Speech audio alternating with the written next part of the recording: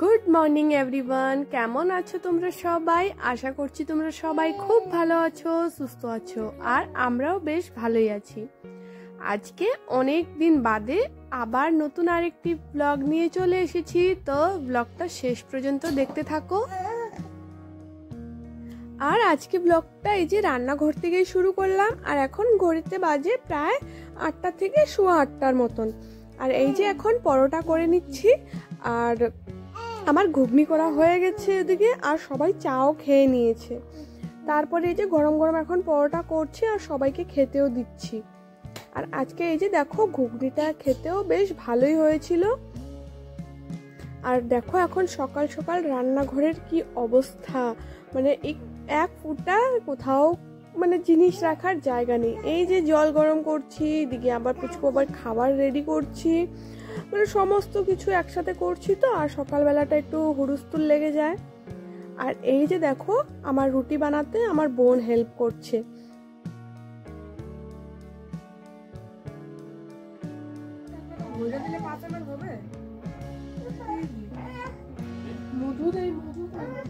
মধু দিতে ভাইকে, মধুটা কি ঘন, কিন্তু মাথাটা উঁচা করো।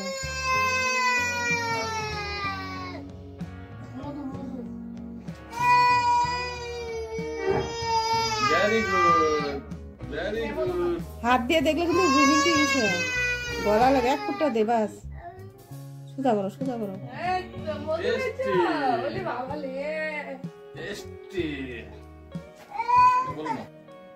সকালে ব্রেকফাস্ট করা হয়ে গেছে, সবাই ব্রেকফাস্ট করে নিয়েছি, আর সবাই মিলে বাইরে রোদে বসে ব্রেকফাস্টটা করলাম। যেহেতু এখন শীতকাল পড়ে গেছে, আমরা সবাই সকালে বাইরে বসি সকালের খাবারটা খাই। আর এই যে আবার চলে আসলাম রুমে, বেডটাকে গুছিয়ে নেব। আর বোন আর বাবা দুজনেই বাইরে গেছে, মার্কেটে একটু গেছে, আর ও যদি থাকতো ওই আমার বেডটাকে গুছিয়ে নিত। তো ওর ভরসায় থাকলে তো চলবে না, তাই আমি কখন না কখন আসবে, তাই ভাবলাম ঝটপট করে আগে ঘরটাকে গুছিয়ে ফেলি। আর এই যে ড্রেসিং টেবিলের উপরটাও দেখতেই পাচ্ছ কতটা মানে অগুছালো হয়ে রয়েছে, সেটাকেও ভালো করে গুছিয়ে রাখবো। আর সমস্ত ঘরটাকে ভালো করে ঝাড় দিয়ে দিব। যেহেতু সকালবেলা আমি ঘুম থেকে উঠেই সবগুলো ঘর ঝাড় দিয়ে মুছে নিয়েছিলাম, শুধু আমার ঘরটাকে মুছা হয়নি, তাই ভাবলাম আজকে আর মুছবো না, আর এই যে ঝাড় দিয়ে ভালো করে রেখে দেব।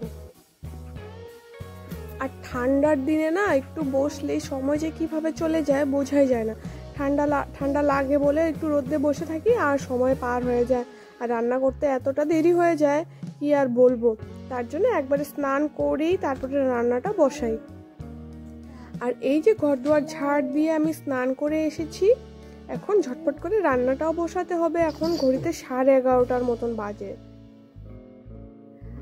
আর মেন কথা হচ্ছে অন্য মানুষ আসলে পরে না আমার কাজের চাপটা অনেকটাই বেড়ে যায়, যেহেতু সব কিছু একা একা হাতে হাতে করতে হয় আমার।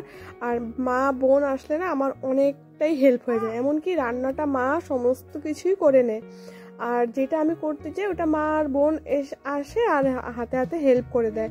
আর ঘর দুয়ারও আমার বোন গুছিয়ে দেয়, তার জন্য অনেকটাই হেল্প হয়ে যায়। আর এই যে স্নানে যাওয়ার আগে মাংসটা একটু ম্যারিনেট করে গেছিলাম, দেখাই যায় না এই পাশে, আলাদা এই পাশে ঘুরো, এই পাশে ঘুরো, এই পাশে ঘুরো। এই চোখ মারলো, দেখছো? কে দিছে? দোকানে গেছিলি কেন? কি করলি? কি করলি? কি আনছিস?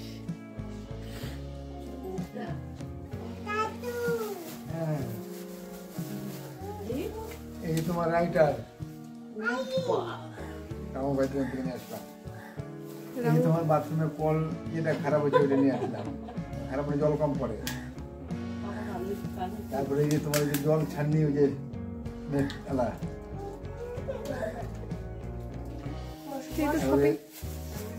সেই তো শপিং করে আসলাম। এই যে তোর জুতা,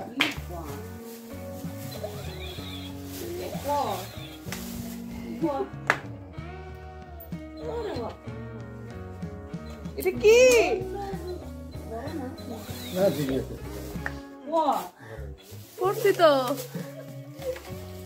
তুই বইসা পড়ছিস? তোমাকে চক্কো কে দিছে? কে দিছে? এই যে চক্কো কে দিছে? না পাপা দিছে। এদিকে দেখো আমি আর মা দুজনে মিলেই রান্নাবাড়ি করে নিচ্ছি। আর মাকে বললাম যে আমি এদিকে কাটাকাটি করে দেই আর ওদিকে তুমি রান্নাটা করো আজকে। আর এমনকি কালকেও রান্নাটা মাই করছিল, সেটার একটা কারণ আছে, সেটা বলবো তোমাদেরকে অবশ্যই।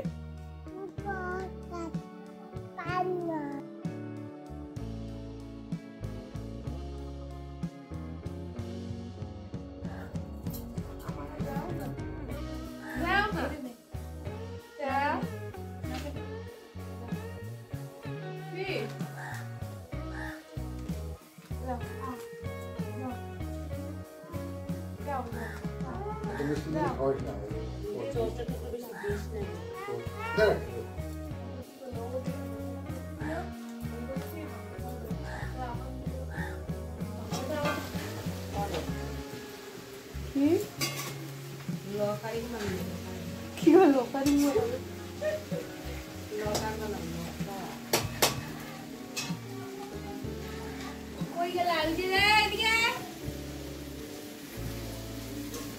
আসো আসো।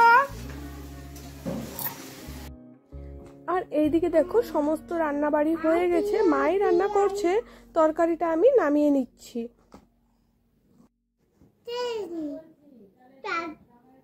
আর দেখো ভয়েস দিচ্ছি আর সোনা বাবাটা সমানে ডিস্টার্ব করছে, কোনো মতেই ভয়েস দিতে পারছি না। এই যে এখানে কালকের ডাল ছিল সেটাকে শুকিয়ে নিয়েছি, সেটা না খেতে খুবই ভালো লাগে, একটু পেঁয়াজ লঙ্কা দিয়ে মেখে তেল দিয়ে মেখে খেতে না খুবই ভালো লাগে। আর এদিকে দেখো সিমের চচ্চড়ি করা হয়েছে, পালং শাক করা হয়েছে, তারপরে এদিকে মাংস ঘুগনি রয়েছে সকালে, আর কালকের 1 পিস মাছও রয়েছে।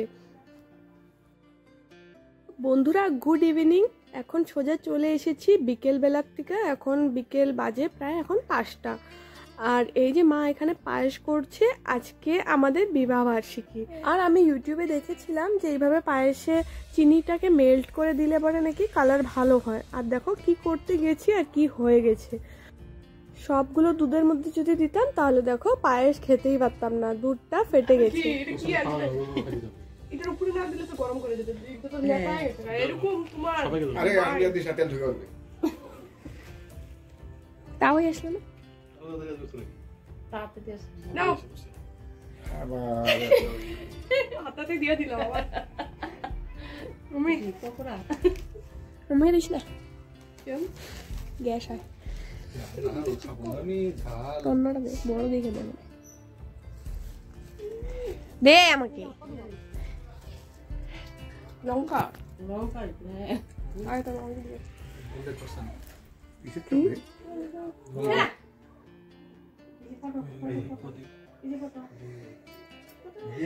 প্রদীপটাকে এখানে রেখেছি, কারণ বিছানায় রাখা যাবে না ঠাকুরের জিনিস। ছোট মোটো পার্টি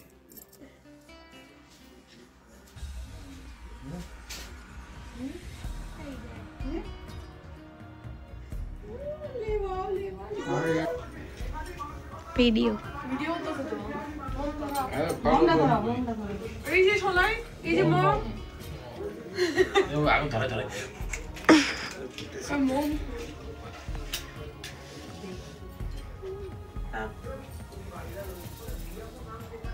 তাড়াতাড়ি কাটো গুইলা দাও দাও সোলাই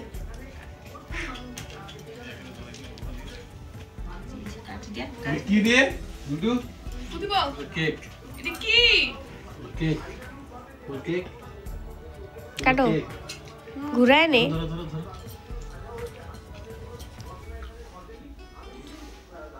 ধরো ধরো ধরো ধরো ধরো বাইরে ধরছি ফুদে ফুদো ফুদো ফুদো বল হ্যাপি অ্যানিভার্সারি টু ইউ। হাততালি দাও। হ্যাঁ হেভি বার্থডে হেভি টু মোর পুচকাকে দেখ পরে খাওয়া খাও টেস্টি টেস্টি ওই যে পায় মতো দেখ তোর পায় খেয়ে টেস্ট দেখতে করতে সাপ হইলে খাইলো বসছে কিভাবে দেখো এই একবার হয়েছে হয়েছে হয়েছে আর কেক কাট এই না সব আছে সাদা সেদিন খাইলো আগে আর খেয়ে রং বলে দিস না পয়সা দিয়ে কম না বুড়া বুড়া মানুষ বলে না এটা কি বার্থডে নাকি পয়সা আমি কেকটা রাখবো পয়সা দিয়ে এই যে চামচটা এদিকে আমাদের মানে ছোট্ট করে সেলিব্রেশন করা হয়েছে আর এখন দেখো সবাই মিলে আশীর্বাদ দিচ্ছে সোনা বাবাটা দেখো চুপ করে বসে বসে দেখছে যে ঠাম্মি দিদন সবাই মিলে কি করছে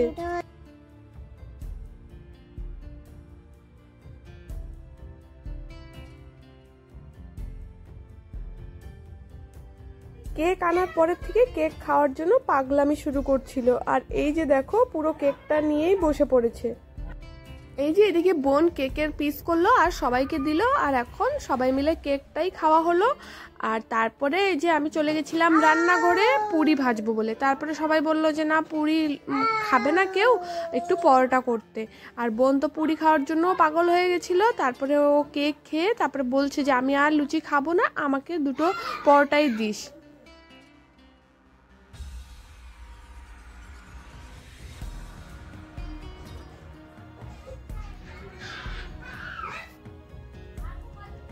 আর আজকে রাতে মেনুতে ওই যে সকালে যে মাংস করেছিলাম সেটা রেখে দিয়েছিলাম কারণ অনেকগুলো মাংস আনা হয়েছিল তাই রাতে এখন রুটি দিয়ে ওটাই খাওয়া হবে আর ভাতও করেছি যে লুচি মানে রুটি খাবে না মা আর শাশুড়ি মা দুজনেই ভাত খাবে তাই দুজনের জন্য ভাত করে নিয়েছিলাম